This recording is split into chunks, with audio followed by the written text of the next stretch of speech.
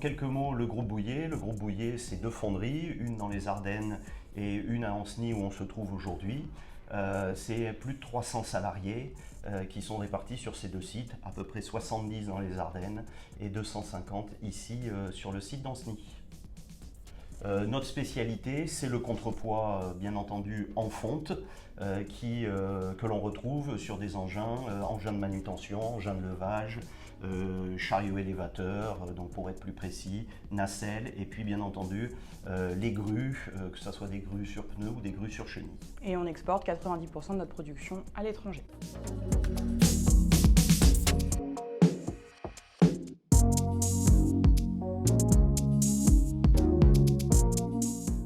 On est en dialogue avec l'ARACT depuis plusieurs années. On a initié avec eux un projet de réalité augmentée et ça fait 4-5 ans qu'on est en échange sur la place du salarié dans notre entreprise, comment mettre l'humain au cœur de notre usine. Et il nous a semblé opportun dans le cadre de notre projet de transformation de faire une matinale sur la qualité de vie au travail. Et de présenter notre projet qui nous a conduit sur ces 18 derniers mois, un projet de transformation où on voulait mettre au cœur la performance, l'accompagnement du salarié dans son travail.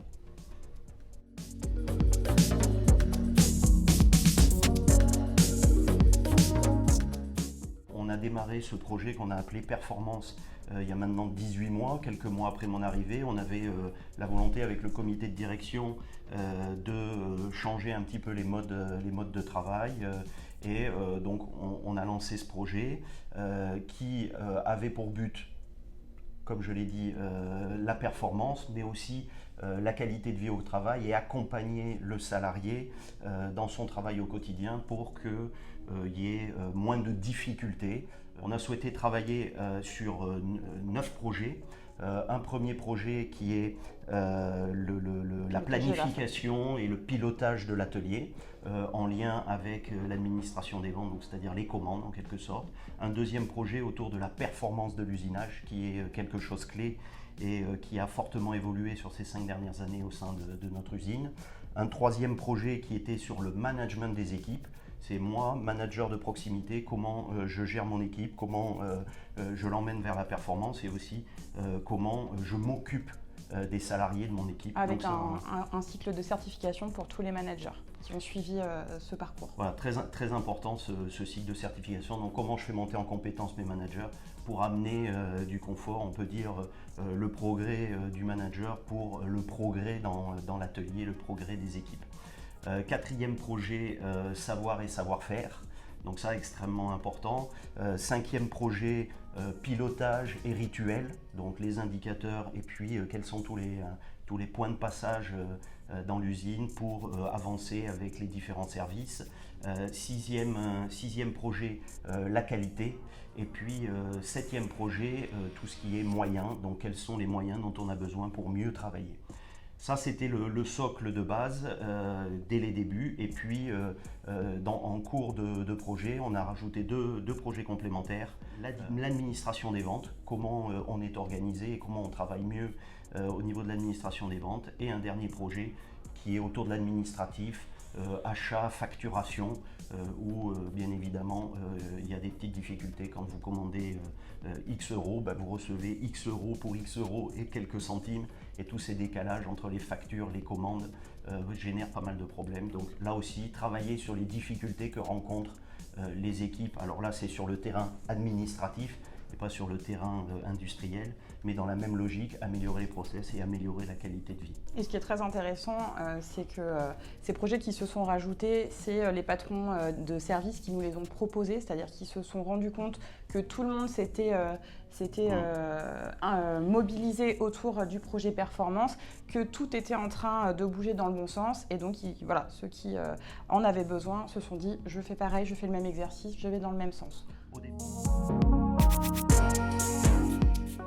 Tout d'abord, il y avait un projet qui a été initié par le comité de direction dans sa réflexion globale. Et puis, très rapidement, déjà, on s'est fait accompagner par un cabinet parce que c'est toujours plus facile de se faire accompagner par rapport à faire en propre, puisque sinon on est rattrapé par le quotidien en permanence. Donc on a un cabinet qui nous a accompagnés, qui était le gardien du temps et de l'avancement de nos projets. Mais donc on a démarré, on va dire, en salle à une dizaine de personnes, douzaine de personnes. Alors pas les membres du CODIR, hein, un petit peu de tous les services, qu'on soit techniciens. Les sachants des équipes. Voilà, les sachants, des membres de la direction, enfin un petit peu une équipe pluridisciplinaire. On a construit donc nos 7 projets dont je viens de parler de façon très macro.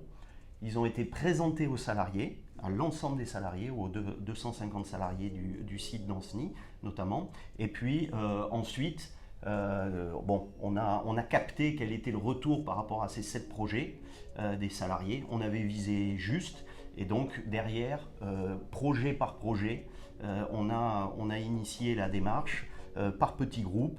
Des groupes de travail avec voilà, les collaborateurs. Exactement. Et puis, du coup, ces équipes ont décliné sur le terrain petit à petit. Alors, on n'a pas lancé tous les groupes en même temps. On les a lancés, on les a séquencés parce qu'il y a bien entendu le quotidien à faire. Et 7 projets d'affilée étaient forcément un petit peu compliqués. Donc on les a séquencés tout au long de ces 18 mois. Ce qui était intéressant, c'est que comme on a travaillé en mode projet avec les équipes opérationnelles, quand on faisait le suivi du projet, les équipes, les collaborateurs, nos apprentis, tous les gens qui ont été partie prenante venaient présenter leur travail. Tous les mois. Ça a été un succès. Déjà parce que les gens ils se sont appropriés ce projet de transformation et ensuite parce que du coup la redescente d'informations sur le terrain elle était extrêmement efficace puisque les gens ils valorisaient leur travail et le plaisir et la fierté qu'ils ont eu à travailler en équipe, quel que soit le niveau dans l'entreprise. Et ce qui était intéressant, c'est que dans les premiers mois, les idées venaient plutôt, on va dire, des managers, de la direction. Et petit à petit, au cours du projet, on va dire au bout de 7-8 mois, on s'est rendu compte que ça s'était inversé. Et je dirais au début, avec les membres du CODIR, on se disait mais c'est nos idées qui sont en train de décliner. Et après, c'est t'as vu ce qu'ils ont fait? Voilà, donc c'est vraiment une chose complètement différente. Et là, du coup, c'est à nous d'aller dans l'atelier pour voir ce qui est fait. Et plus, voilà, donc on voit qu'ils se sont appropriés la démarche. Et aujourd'hui, on découvre des choses. Alors qu'en tout début de projet, c'était un petit peu guidé forcément.